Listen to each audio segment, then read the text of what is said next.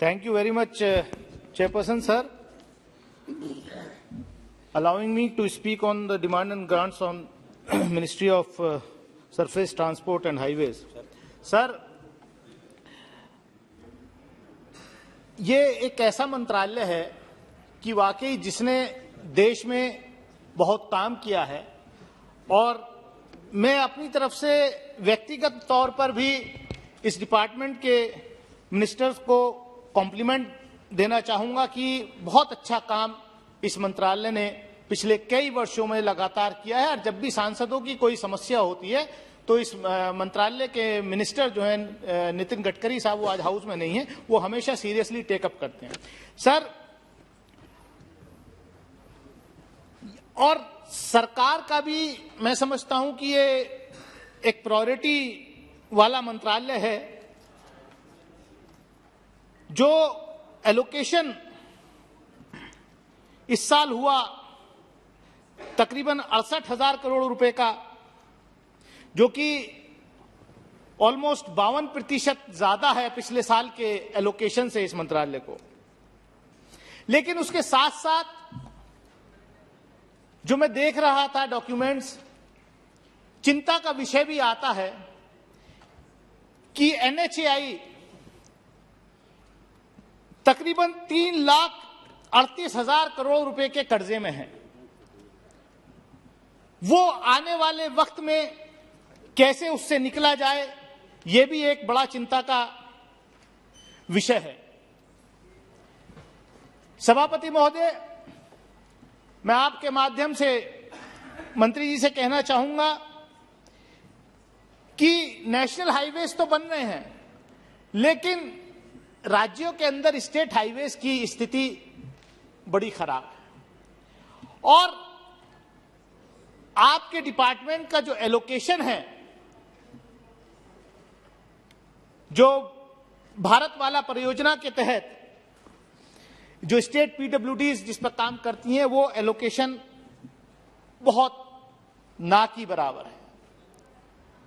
आपके डिपार्टमेंट ने खुद उसकी जो सीमा तय करी, उससे मैं समझता हूं 10% भी आपने एलोकेशन नहीं किया। केवल शायद 200 करोड़ रुपए, अगर मेरा आंकड़ा सही है तो किया है, जो कि होना चाहिए कम से कम 5 से 6 हजार करोड़ रुपए का एलोकेशन होना चाहिए था। 3 गुना बजट इस मंत्रालय का 2016-17 के बाद एलोकेशन बढ़ा है, लेकिन जो सड़क बनाने की, हाईवे बनाने की जो रफ्तार है, वो उस रफ्तार से नहीं बढ़ी है। पैसा एलोकेशन 3 गुना हुआ है, लेकिन जो हाईवे बनाने की रफ्तार है उसमें काफी डिस्पैरिटी है। केवल 63% ही हम 2016-17 से और अब तक अगर मिलान करें तो वो होता है। माननीय सभापति महोदय, national highway authority of India एक बड़ा ऑर्गेनाइजेशन है, एक अच्छा ऑर्गेनाइजेशन है, लेकिन दिक्कत यह है कि वहां पर जितने अधिकारी जाते हैं वो ज्यादातर डेपुटेशन पे जाते हैं। और हमने देखा पिछले दिनों काफी समय तक NHAI के चेयरमैन की पोस्ट खाली रही है। काफी लंबे समय से आज भी कई इंपॉर्टेंट पोस्ट जो हैं, वहां मेंबर्स की पोस्ट जो हैं वो खाली हैं। मेरी आपके माध्यम से सरकार से यह अपील है, माननीय मंत्री जी से, जनरल VK सिंह साहब यहां बैठे हैं, कि आप रिक्रूटमेंट जो करें NHAI में, वो डायरेक्ट अगर रिक्रूटमेंट हो, जनरल मैनेजर के लेवल पर रिक्रूटमेंट बहुत कम हो रहा है अगर हो, और जो डायरेक्ट अगर अफसरों का रिक्रूटमेंट होगा तो उनकी लॉयल्टी अपने डिपार्टमेंट के लिए ज्यादा होती है, बजाय इसके कि कोई किराएदार किसी घर में जाए, उसको मालूम है 11 महीने बाद या तो दोबारा रिन्यूअल एग्रीमेंट होना या मुझे 3 साल रहना और उसके बाद निकल जाना है। मैं तो सर देसी आदमी हूं, देसी भाषा का प्रयोग करता हूं, इसलिए अगर डायरेक्ट रिक्रूटमेंट होगा तो उसकी लॉयल्टी जाहिर सी बात है कि ज्यादा होगी। एक जो सभापति महोदय, एक जो संज्ञान में बात आई मेंटेनेंस की, सड़क बनाना आसान है, हाईवे बनाना आसान है, लेकिन उसका मेंटेनेंस और जिस जनता के लिए आप बना रहे हैं, खासतौर से उस इलाके की जनता जहां पर जो सर्विस रोड्स बनती हैं, उनकी स्थिति बहुत दयनीय, बहुत खराब है। और मुझे ताज्जुब हुआ रिपोर्ट देख करके, डॉक्यूमेंट्स देख करके, कि जो मेंटेनेंस का एलोकेशन था उसका 18, 19 और 19-20 में उसका सिर्फ 60% उपयोग हुआ। मतलब आप हजारों करोड़ रुपए बड़ा हाईवे बनाना है तो आप इस्तेमाल करेंगे, बड़ा काम लेने के लिए बड़े कंपनीज आ जाएंगी, लेकिन छोटा मोटा काम करने के लिए, मेंटेनेंस के लिए आपके पास या तो लोग आ नहीं रहे काम करने के लिए, या आप करना नहीं चाहते। सभापति महोदय, जैसा कि मैंने पहले कहा कि जैसे इस साल का टारगेट आपका 12,000 किलोमीटर का था हाईवेज बनाने का, लेकिन इस महीने की 10 तारीख तक वो आंकड़ा सिर्फ 8,278 किलोमीटर है। तो आप कहीं ना कहीं फंड्स आपको मिल रहे हैं, लेकिन कहीं ना कहीं कुछ गड़बड़ी बीच में है। और मैं समझता हूं वो एक ये भी है कि पिछले दिनों NHAI में जो इंपॉर्टेंट पोस्ट थी वो खाली रही थी, जबकि पिछले वर्ष का अच्छा आंकड़ा था। मैं ज्यादा कुछ ना कहते हुए सभापति महोदय, मैं अपनी क्षेत्र की कुछ समस्याओं से अवगत कराना चाहता हूं। मेरठ गढ़ बाईपास बन रहा है, नेशनल हाईवे 709A। सर, मैं 2 मिनट लूंगा अपनी बात खत्म करने में।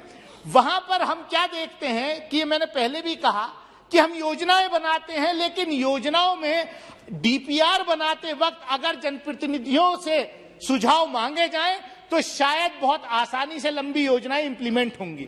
लेकिन हम क्या होता है कि जब हाईवे बन जाता है या बनने लगता है, तब MP MLA को पता चलता है। अब मेरे यहां मैं गया था पिछले हफ्ते इसी हाईवे पे, ये जो नया बाईपास बनना है सर, ये 3 राज्यों को जोड़ता है और मेरी कॉन्स्टिट्यूएंसी के 30 गांव इससे प्रभावित हैं। मथुरा से हस्तिनापुर जाने वाले तीर्थयात्री सब इस रास्ते को लेते हैं, जो कुचेसर चौपला से होकर के जो है शाहपुर और किठौड़ मार्ग को जोड़ता है। लेकिन आबादी के बिल्कुल मिला हुआ ये नया बाईपास बन रहा है। मैं गया विजिट पे, मैं चाहूंगा मंत्री जी आप भी जाइए।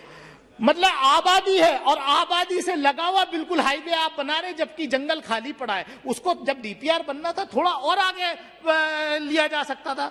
मेरी आपके माध्यम से डिमांड है, जो वहां के लोगों की डिमांड है, कि इस हाईवे ये जो रास्ता है कुचेसर चौपला से श्यामपुर किठौड़ मार्ग, जो कि 30-35 गांवों से जुड़ा हुआ, वहां पर उतरने और चढ़ने के लिए जो है कट नहीं दिया है। मैं आपको पत्र भी सौंपूंगा, वहां पर कट मिलना चाहिए, वरना लोग फिर किठौड़ में कस्बे में निकल के जाएंगे, उनको कोई फायदा इससे नहीं होगा। जमीन उन गांव के लोगों की जा रही है, लेकिन फायदा उनको नहीं होगा, खाली दूर से आने वाले लोग ऊपर से चले जाएंगे। मैं प्लीज 1 मिनट में अपनी बात खत्म करूंगा। एक मैटर और है, जैसे हम लोग highway second please sir 1 minute में हाईवे बनाते हैं, अच्छी बात है, लेकिन क्या है कि हमारे जो फास्टैग्स हैं, मैं कल भी गया, कल मैं अपनी कॉन्स्टिट्यूंसी गया और आया हूं, पता नहीं क्या है। माननीय मंत्री जी ने पिछले साल 18 मार्च को मेरे एक सवाल के जवाब में यहां ऐलान किया था कि अगले साल 1 साल के अंदर सारे टोल प्लाजा खत्म कर दिए जाएंगे, बल्कि जनता ने सोचा शायद फ्री होने वाला है, लेकिन यह था कि GPS गाड़ियों में लगाएंगे और कहीं कोई टोल प्लाजा नहीं होंगे। लेकिन फास्टैग काम नहीं करते। आप जो टोल के जो चलाते हैं उनको आप कहिए कि वो मशीन जो है ऐसी लेटेस्ट लाएं कि कम से कम फ्री एक्सेस हो। और गजरौला के अंदर एक जो हाईवे बन रहा है, ये यहां पर कुछ लोग डिमांड कर रहे हैं। खैर, मतलब एक ये और देखिए कि कई बार क्या होता है, प्रेशर में आके जनप्रतिनिधियों के हम लोग ऐसी जगह कट दे देते हैं जहां पर एक्सीडेंट होने के बहुत चांसेस होते हैं। ऐसे किसी दबाव में नहीं आना चाहिए, क्योंकि जो ब्लैक स्पॉट्स हैं उन पर किसी भी कीमत पर कट। हमारी वीडियोस देखने के लिए बेहद शुक्रिया। मिल्लत टाइम्स की खबरें पढ़ने, सुनने और देखने के लिए गूगल प्ले स्टोर से ऐप डाउनलोड करें। यहां आप उंगली की क्लिक में पढ़ सकते हैं 4 जबानों में न्यूज़, उर्दू, हिंदी, अंग्रेजी, बांग्ला। आप ऐप पर मिल्लत टाइम्स की वीडियोस भी देख सकते हैं।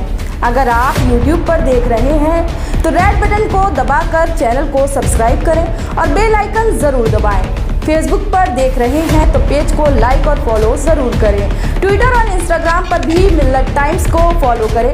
मिल्लत टाइम्स की स्टोरीज हासिल करने के लिए टेलीग्राम और व्हाट्सएप पर बराह रास्त हमारे साथ जुड़ सकते हैं। हमारे काम से आप मुतमईन हैं तो इसे जारी रखने और मजबूत बनाने के लिए हमें सपोर्ट करें। स्क्रीन पर दिख रहे और डिस्क्रिप्शन में दिए गए अकाउंट नंबर पर मिल्लत टाइम्स को अपनी रकम भेज सकते हैं। अगर आपके इलाके का कोई मामला है, आपकी मसाइल को मीडिया में जगह नहीं दी जा रही है तो हमें ईमेल करें या व्हाट्सएप पर मैसेज करें, हम उठाएंगे आपकी आवाज़। मिल्लत टाइम्स मतलब मजलूमों की आवाज़, नफरत के खिलाफ जंग, फर्जी खबरों से निजात। www.millattimes.com